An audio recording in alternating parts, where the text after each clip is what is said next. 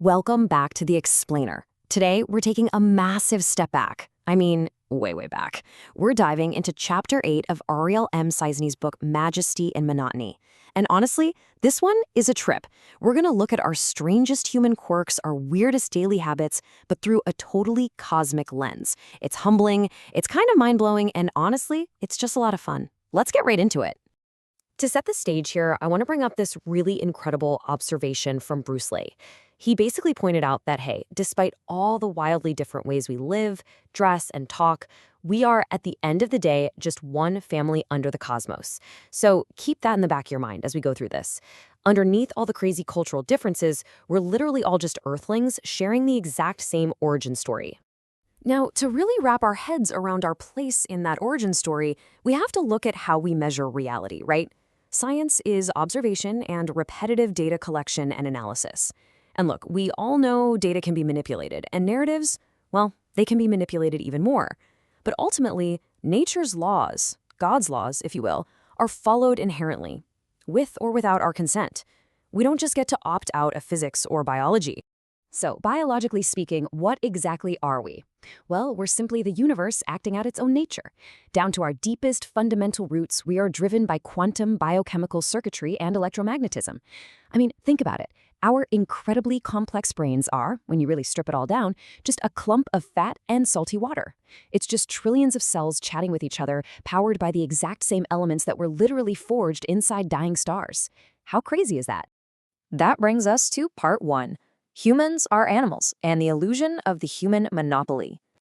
You know, it's so easy for us to think we hold a total monopoly on culture or society in the natural world. But if you look closely, our behaviors really aren't all that uniquely special. We tend to look at the darkest parts of human history, the wars, the conquests, our brutal social hierarchies, and we think, wow, humans are uniquely flawed. But chimpanzees wage literal wars. Ants take captives. Lion prides practice infanticide just to make sure their specific genes get passed on. We are basically just highly complex animals participating in the exact same brutal competitive reality as the rest of nature. So, if we're doing the exact same stuff as other animals, what's actually separating us? Well, the only real difference separating us from the rest of the animal kingdom is our hyper-developed frontal cortex. Think of it as a massive biological hardware upgrade.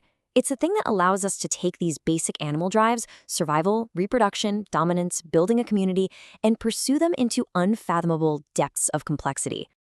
Moving on to part 2 here. What is culture? The strange idiosyncrasies of humanity. If culture is basically just animal behavior dialed up to 11 by a massive brain, how do we spot it? We look at the bizarre, rhythmic repetition of our everyday norms. Just think about some of these cultural quirks. We literally subsidize the creation of copper pennies, even though they cost more to make than they're actually worth. We plant completely useless grass lawns that waste massive amounts of water and act as terrible carbon sinks. We've somehow created a world where Santa Claus is used to sell caffeinated cola. We wear clothes not just to, survive the cold, but to actively reflect what's going on in our minds. And maybe my favorite, we treat super common elements in the universe, like shiny carbon, diamonds, as priceless objects just to signify marriage. It's wild. When you put these two perspectives side by side, it's honestly delightfully absurd. On the one hand, you have cosmic realism, the sheer majesty of star formation, the mechanics of an infinite universe, quantum circuitry firing inside our skulls. And then on the other hand, you've got human triviality. We stress out over making sure our outfits match, we walk around wearing shoes made out of recycled plastic bottles, and we stubbornly cling to the 1-cent penny. We're basically stacking up the epic mechanics of the cosmos against our mundane daily habits, and it really shows just how incredibly weird we are. Let's zoom back out to the macro scale for a second. There's this beautiful quote from Harper Lee's To Kill a Mockingbird that just perfectly synthesizes this whole chapter. Scout Finch says, "I think there's just one kind of folks. And that's really it, right? Despite all our arbitrary borders, our different languages, our manicured grass lawns, and our shiny carbon rings, our shared idiosyncrasies unite us all. We are all Earthlings. We're all just folks trying to figure things out on this tiny rock floating through space." And this brings us to the true power of culture. Yes, we do ridiculous, inexplicable things, but we are also ambassadors to knowledge. Because of our culture, we have this completely unique ability as Earthlings to take what was bad about the previous generation, actually learn from it, and fix it for the next one. We can write books, we can share data, pass down lessons, and consciously choose to make our society better. Which leaves us with a pretty provocative question. Where do we go from here? Knowing that you are a complex, stardust-fueled animal living on a pale blue dot, how are you going to use this cosmic perspective in your own daily life? Are you going to stress a little less about the trivial stuff?